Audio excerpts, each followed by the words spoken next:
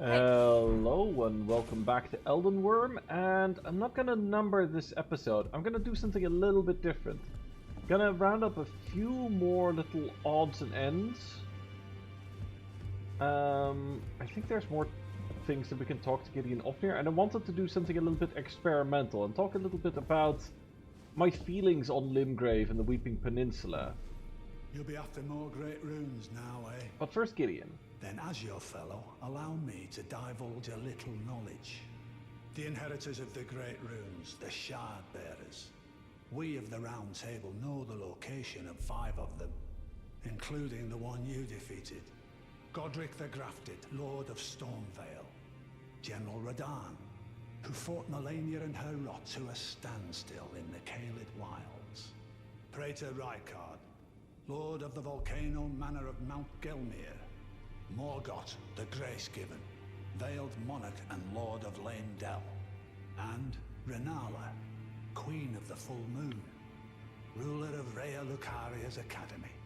You'll still be after more great runes, won't you? Yes. So, let's learn a little bit more about Godric, now that we fought him. So, Godric the Grafted, Lord of Stormvale. Despite being the blood of Godfrey, first Elden Lord, he's a grotesque old fool grasping for power.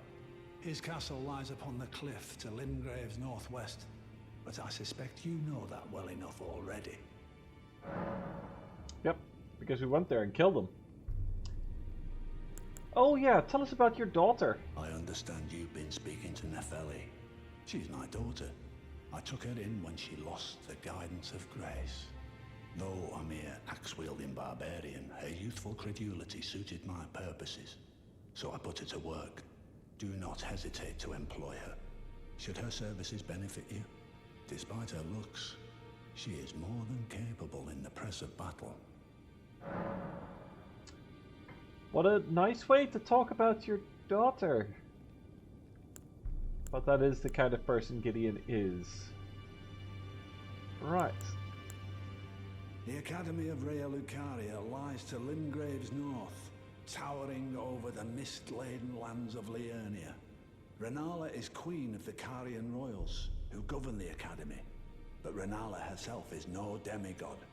Her beloved Radagon left her to become Queen Marika's second husband, taking the title of King Consort.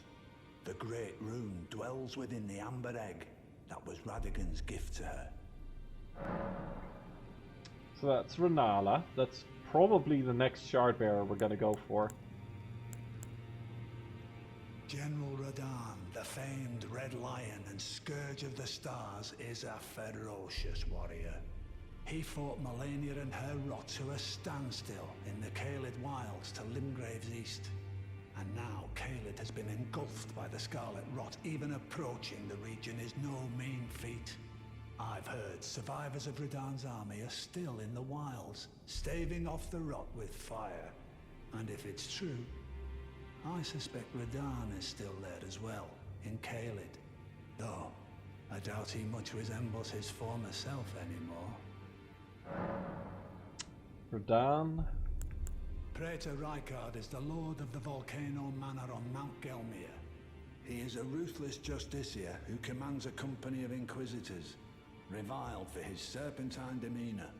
The volcano, Mount Gelmir, lies in the west of the Altus Plateau, the realm of the Erd Tree. It was the stage of the most appalling battle in the entirety of the Shattering. Rykard has committed the grave sin of blasphemy, marking himself as an enemy never to be forgiven. Rykard, and finally Morgott. Morgott the Grace-Given is Lord of Leyndell, the capital city. It lies at the foot of the Erd Tree, in the east of the Altus Plateau. But the Two Fingers forbid us from venturing there, until we've acquired enough great runes to repair the Elden Ring. Set your sights elsewhere for the time being. The Veiled Monarch can wait. Yeah. So, at bare minimum, you need to kill 2 of the characters that he talks about there. If you kill 2, then you're allowed to pass into the capital and confront Morgoth. Otherwise, you're shit out of luck. Now then, yeah, a few other miscellaneous things. You know what?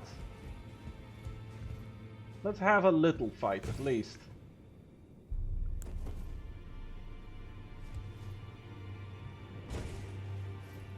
Very well.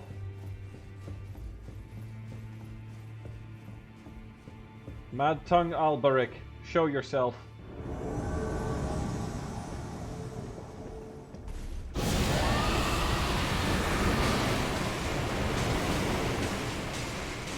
There we go.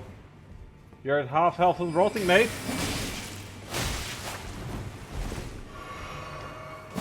Oh, shit!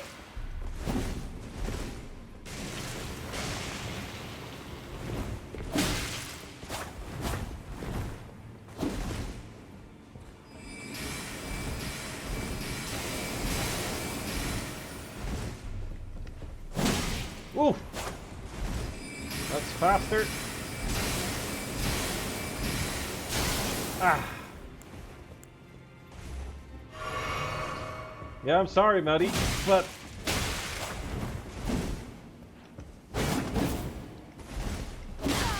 Ooh! Oh. Too shallow. Gotcha. The Taunter's Tongue, which allows us to straight up just invite invaders to come to us.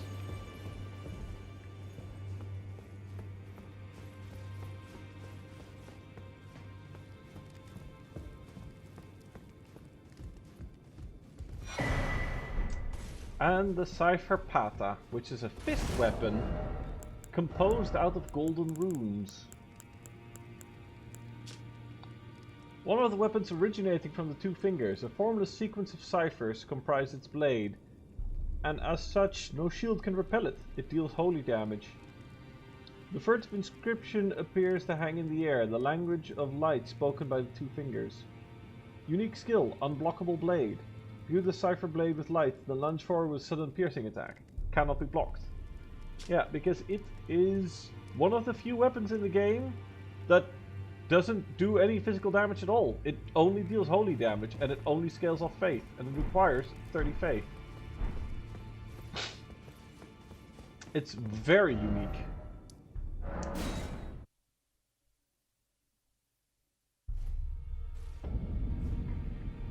But, yeah, so,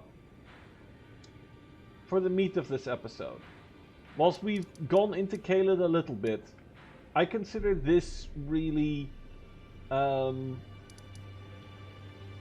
of our actual, whilst it undoubtedly isn't truly perfect completion of Limgrave and the Weeping Peninsula, I'd say it's good enough.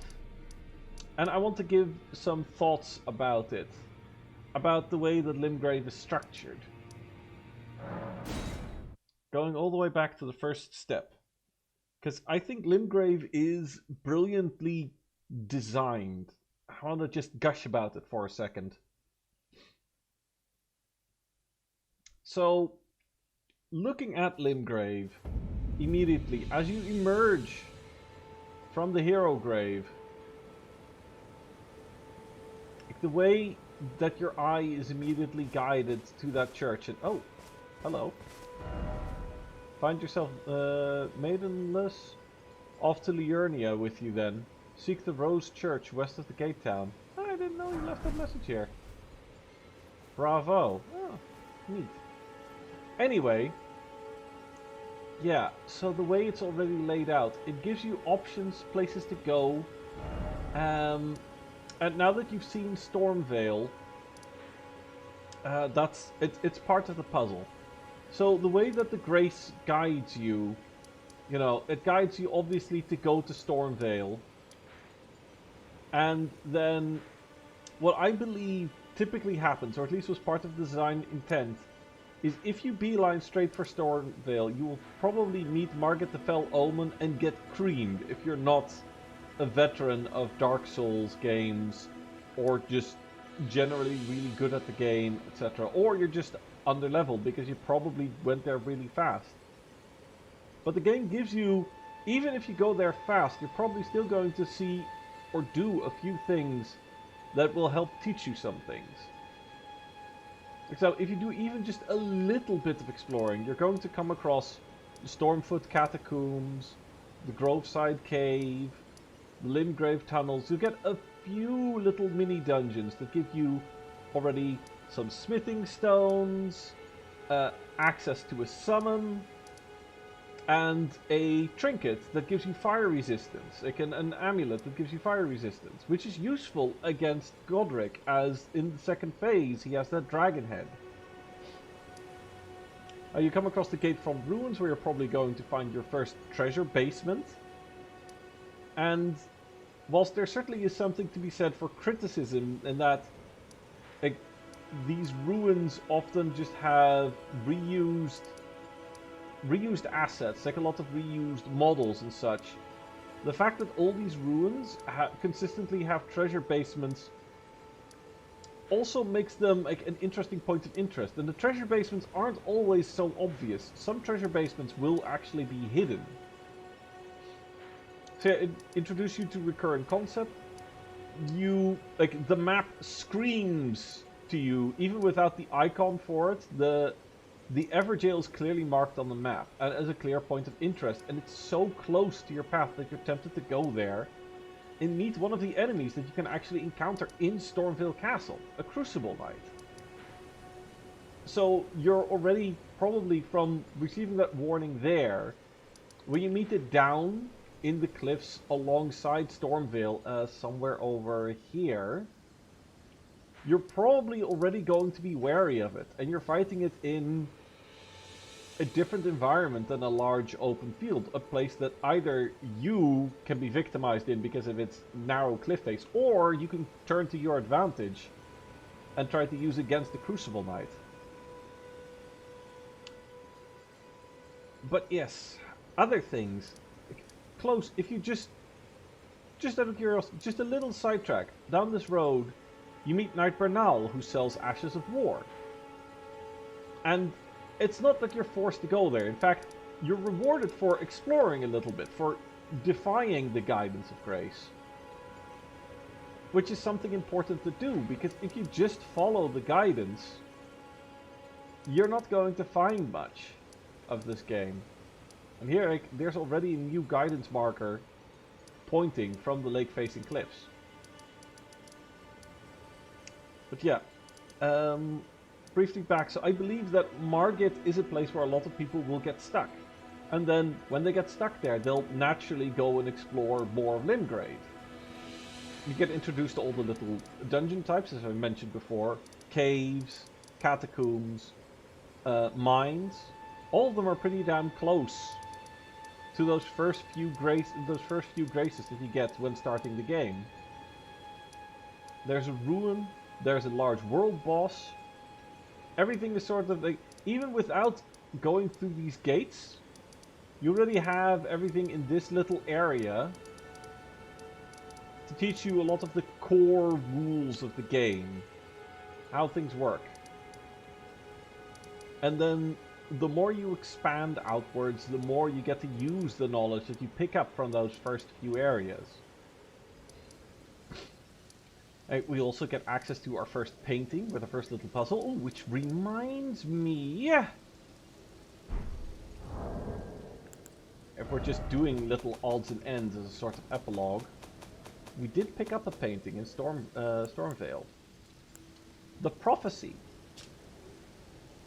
Work of a wandering artist, reminiscent painting called Prophecy. This painter is said to have captured the landscape seen during the last moments of those welcomed into Death's embrace. Soul of the painter visage of Death's last moments can be discovered by visiting location depicted even now. So what we see here is we see the hero grave and we see Stormvale Castle viewed from quite a distance at an angle. So from where can we line that up? Well, like, here's the hero grave, and there's Stormvale. That's got to be this Church of Pilgrimage.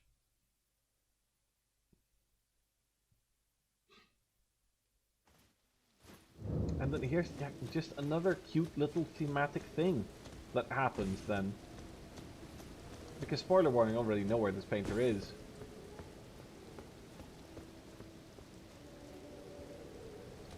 It should be right around... There we go! See? He painted it here. And leaves behind the Warhawk ashes.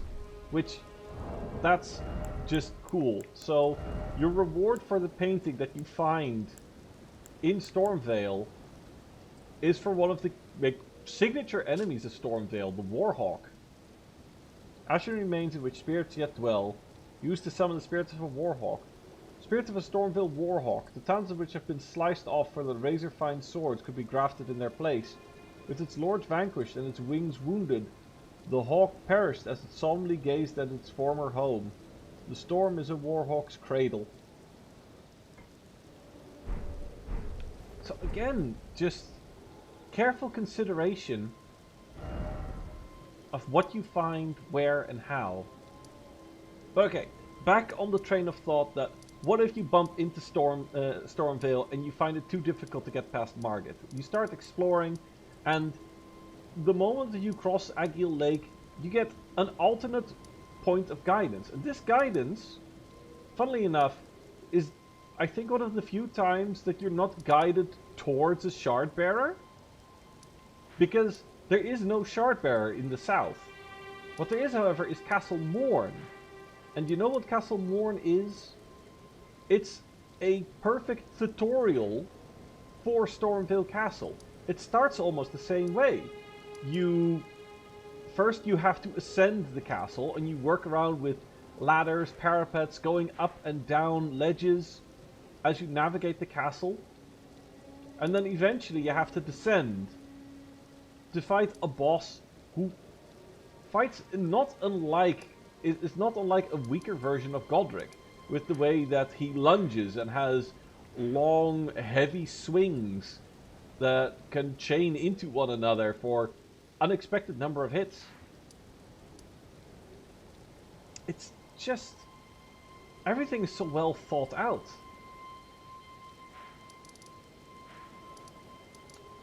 And yeah, I consider this part basically the tutorial phase of the game.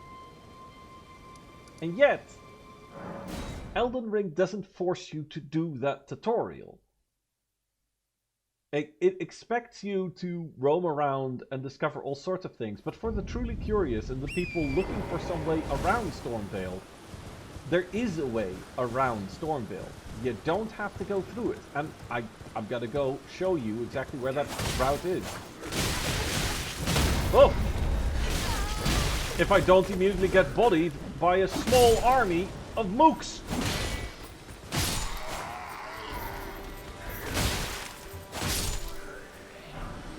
Right then. My apologies, that was very unprofessional. So yeah, you can just sort of shark around, go underneath the big bridge. And you find that this road leads all the way up here. And there's a Finger Maiden here. And the Finger Maidens tell you about what's and where's. You, please, I can read them. Your fingers. Sorry, finger reader. Your fingers. Oh, bless you.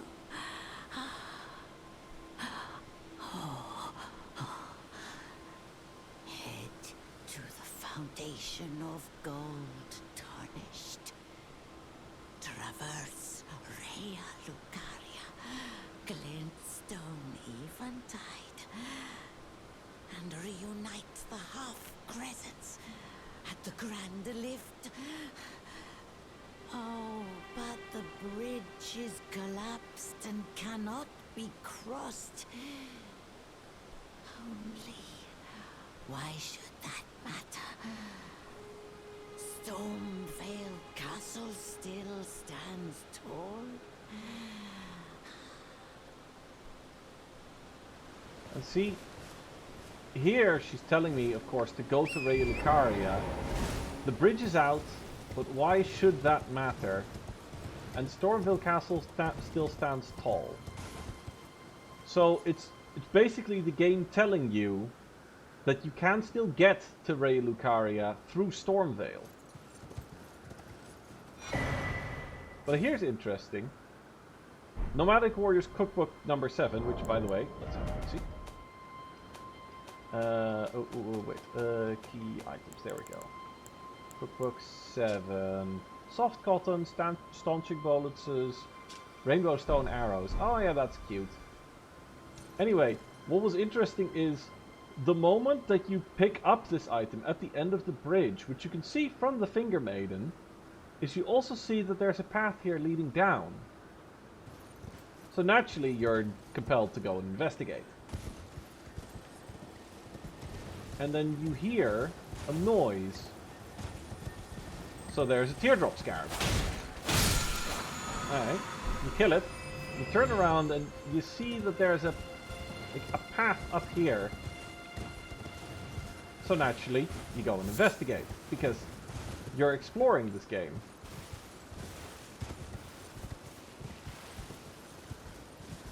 And then, wouldn't you know it, but you happen to find a path that leads parallel to Stormvale Castle.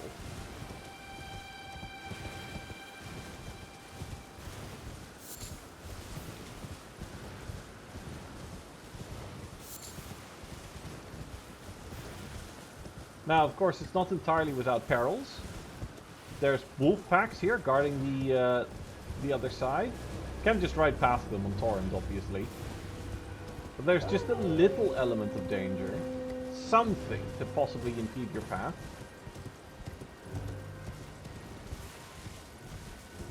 And you go around.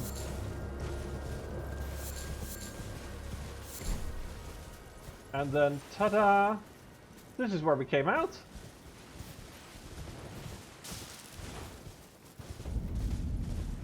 This is where we came out and headed for Liurnia.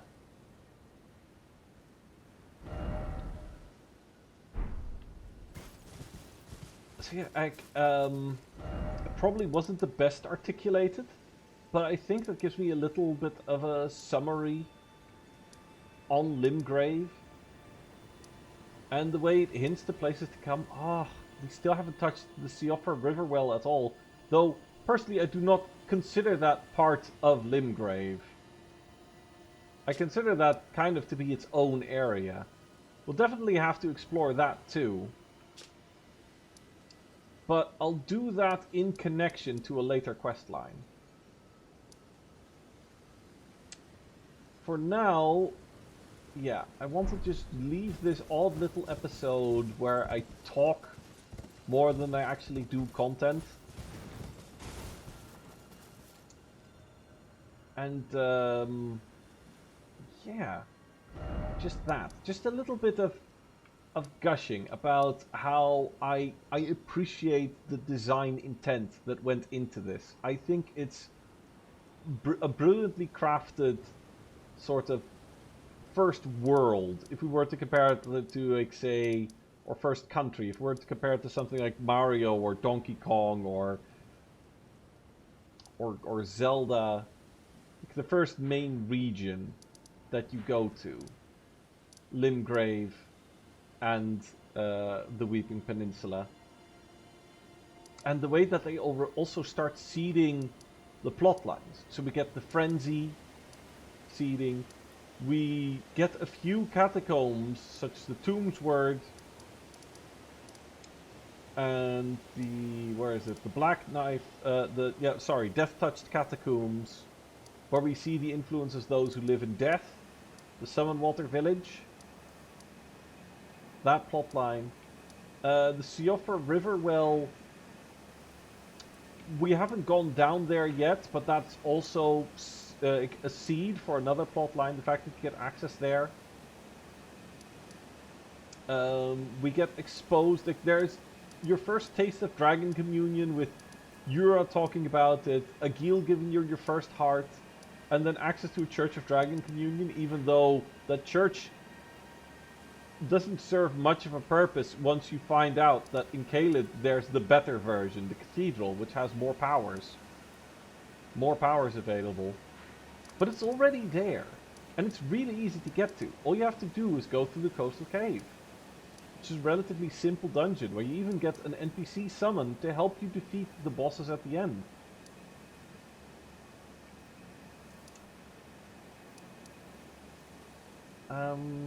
Ooh. Actually, considering this is a little bit of an epilogue, let's go report the death of Godric to Kenneth Height.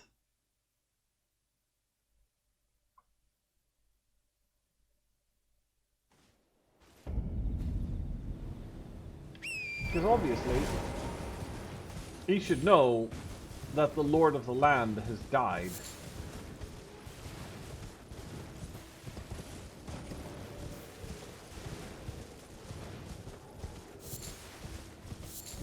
And it helps us restock our blood roses for crafting more blood grease. Now, we are going to, just so I can pick my blood roses in peace, I'm gonna go summon Oleg again. I'm gonna just have fun with Oleg, because to be honest, I think Oleg could probably, at 2 upgrades, could probably solo everything in the Sightless Fort. Speaking of everything inside this fort, where is everything inside this fort? Should there be, like, a small army of demi-humans here? I'm not tripping. I think I'm tripping. Where is everybody? Oh, well, Kenneth is still here, right? No?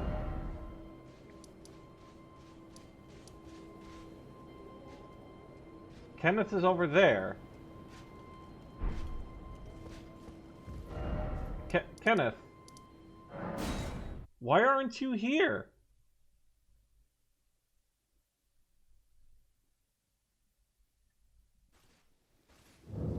Between all the stuff with Castle Morn and Godric sorted,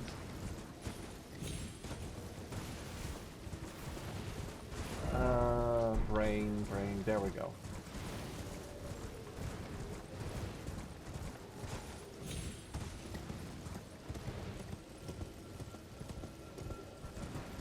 Teardrop Scarab, we don't need that.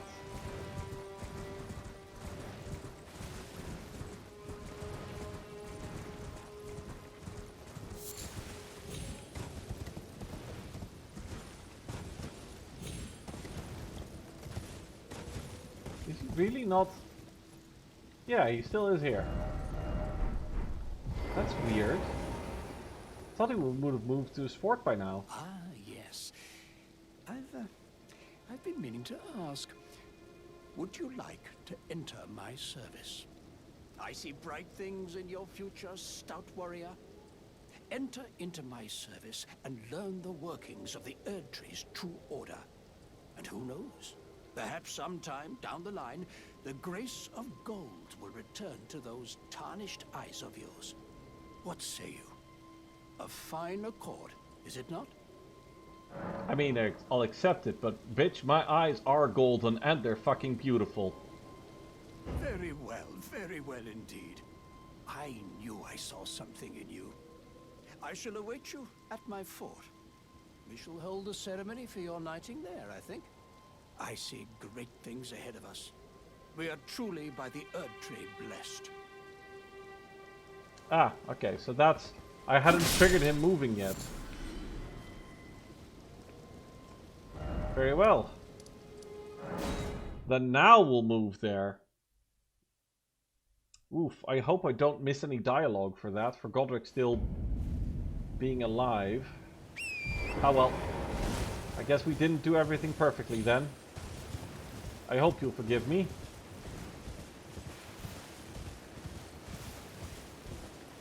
Maybe now the monkeys are inside.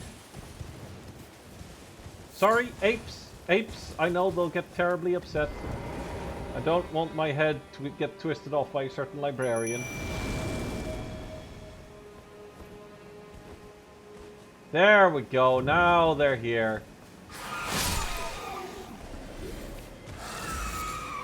Oleg!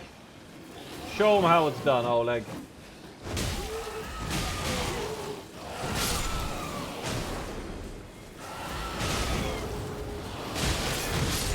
There we go, look at him blend. But will it blend? The answer is yes, it will. Oh, they staggered Oleg. They are beating the shit out of him. Not for long. For a brief moment there, they had the upper hand. Oh, even more blood roses. And another smoldering butterfly, always useful.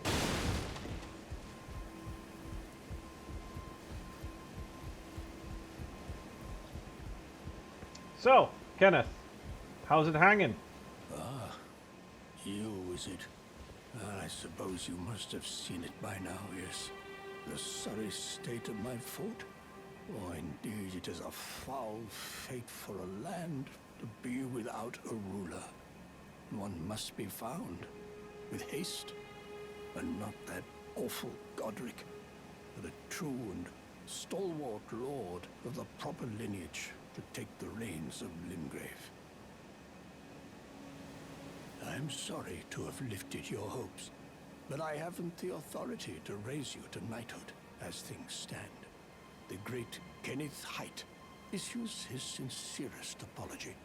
But now, I must begin my search post-haste for a true and stalwart lord of the proper lineage to take the reins of Limgrave. I must begin for a true... Alright. So, Kenneth is gonna look for a true and stalwart lord. Yada yada.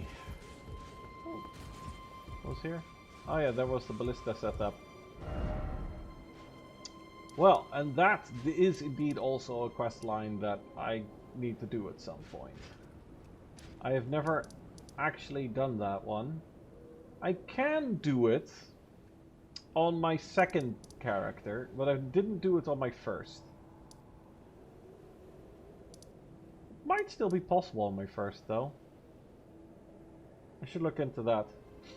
Oh well, for now, this unorthodox little rambly episode, I'm gonna draw to a close, and when we return, we will start basically the Liurnia story arc. I hope you've enjoyed my ramblings, and I'll see you next time. Hey,